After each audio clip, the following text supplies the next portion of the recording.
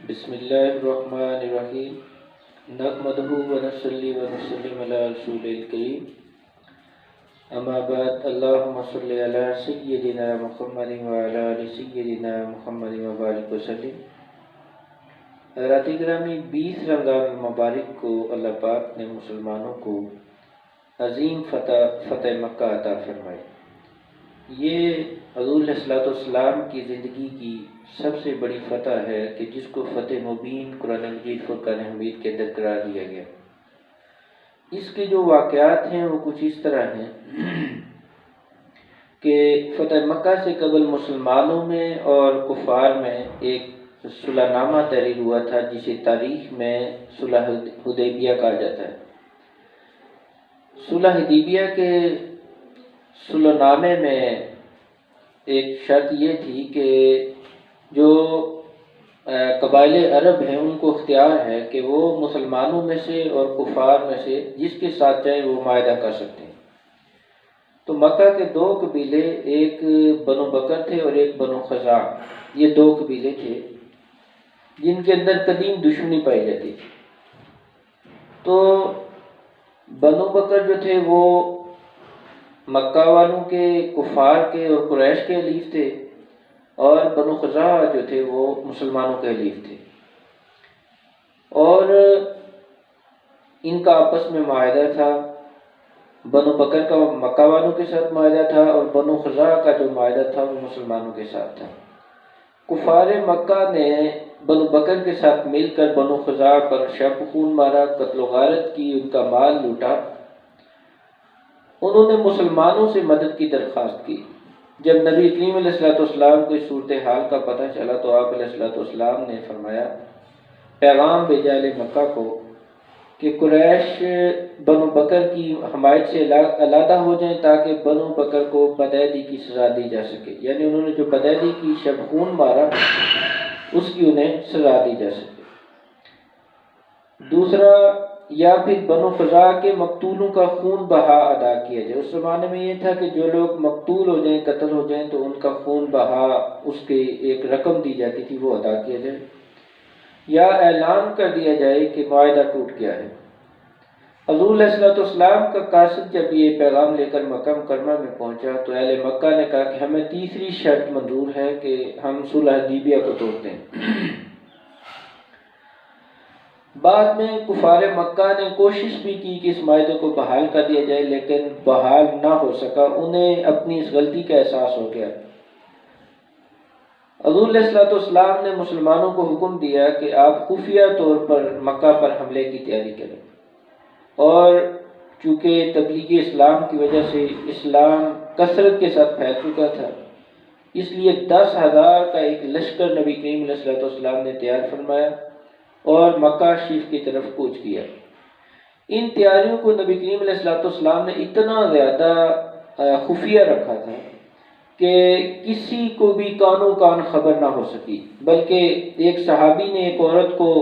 خط دے کر بھیجا کہ جائیں اور جا کر اہل مکہ والوں کو اطلاع کر دیں اپنی رشتہ داری کی بنیاد پر۔ تو اس معاملے کی اطلاع بھی اللہ پاک نے حضور علیہ الصلوۃ والسلام کو بذریعہ وحی عطا فرما دی، اور حضور علیہ الصلوۃ والسلام نے حضرت مولا علی شیر خدا کو بھیج کر اس عورت کو پکڑ لیا اور خط بھی واپس لے لیا۔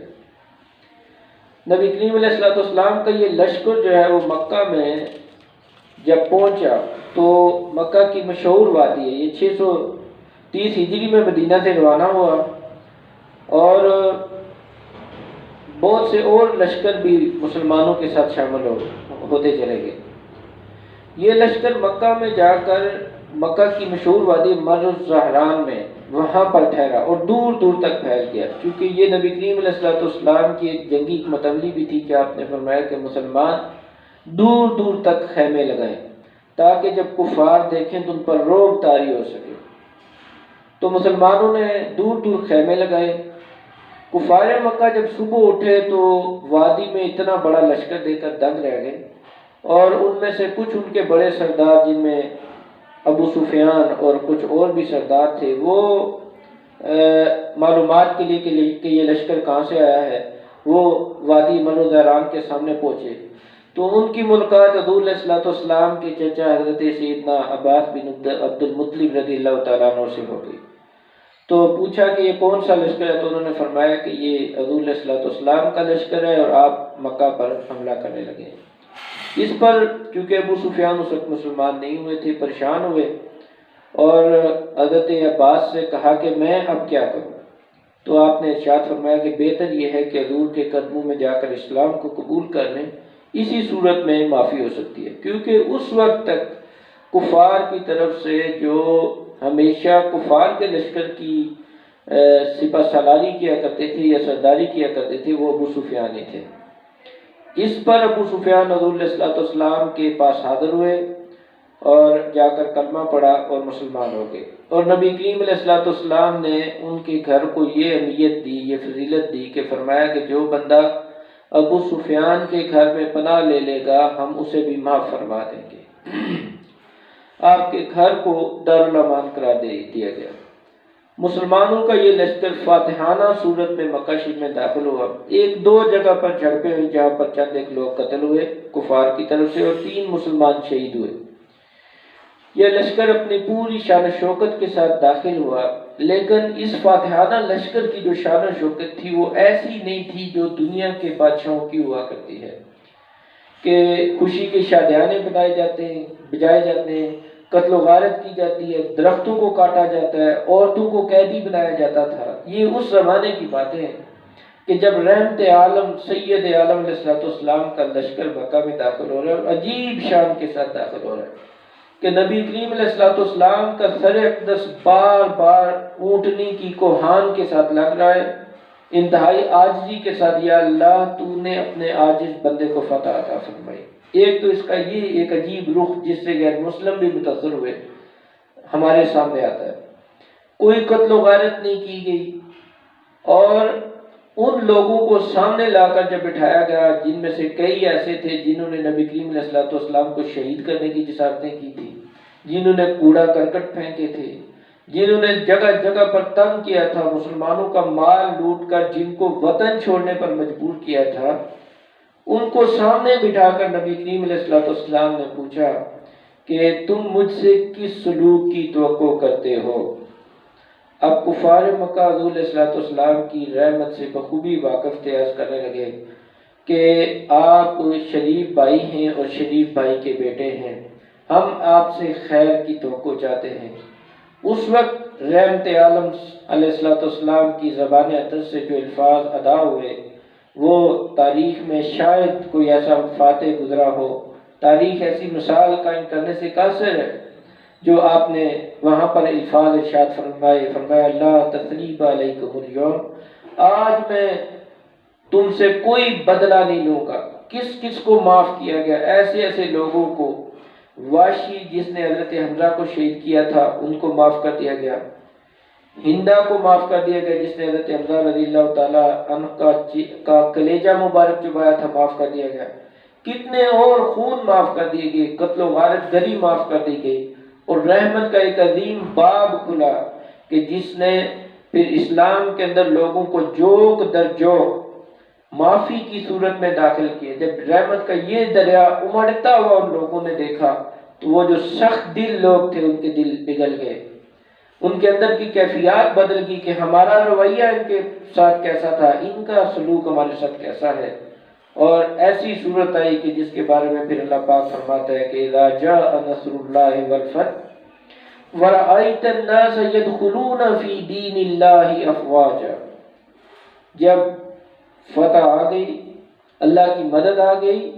تو پھر تو دیکھ رہا ہے کہ لوگ جوک در جوک اسلام میں داخل ہوئے، کثرت کے ساتھ حضور کے حسن سلوک کو دیکھ کر لوگ وہاں پر حضور کے ہاتھ پر بیعت بھی ہوئے اور مسلمان بھی ہوئے۔ اور پھر وہ تاریخی لمحہ آیا کہ جب کعبے کو اس کی اپنی اصلی شکل دی گئی، جو شکل ابراہیمی تھی، حضرت ابراہیم علیہ السلام نے جس مقصد کے لیے اس کو تعبیر کیا تھا، 360 بتوں کو نکال کر باہر پھینکا گیا اور کعبے کو صاف کیا گیا، اور پھر دنیا نے وہ منظر دیکھا کہ جو دین اس چیز کے بارے میں اعلان کرتا ہے کہ اس دین کے اندر ذات پات اور رنگ و نسل کی کوئی تقسیم نہیں ہے، کہ ایک حبشی غلام سیدنا حضرت بلال حبشی رضی اللہ تعالیٰ عنہ کعبے کی چھت پر چڑھتے ہیں اور اذان ارشاد فرماتے ہیں۔ تو ایک عجیب منظر اس وقت بنا، مکہ شریف فتح ہو گیا، اسلام کے لیے، اسلام میں داخلے کے لیے دروازے کھل گئے۔ جن لوگوں نے مخالفت کی تھی آج حضور علیہ السلام کے قدموں میں تھے، اللہ پاک نے اپنے حبیب کو جو وعدہ فرمایا تھا